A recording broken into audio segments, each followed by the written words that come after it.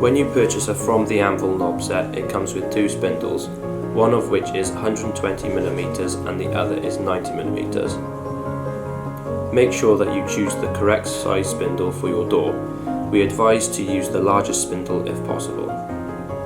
Screw the first knob onto the spindle and tighten the grub screw, making sure that it is positioned on the flat surface of the spindle. Make sure that the rose screws are horizontal and that the grub screw is facing down. Fix this to one side of the door first. Line up the second grub screw and screw the knob onto the spindle until there is no more wobble, whilst making sure that it is not too tight.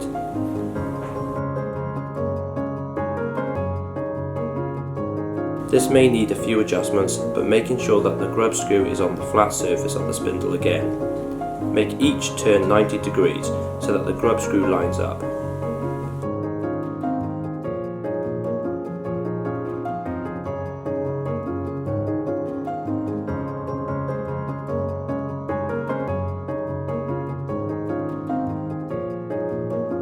Once you have tightened the grub screw, then rotate the rose round until it matches the opposite side with the horizontal screws and the hole for the grub screw facing down. You may not be able to see the grub screw through this hole depending on the position it was tightened, however you will still be able to on the first knob fitted. The second knob set is then screwed into place.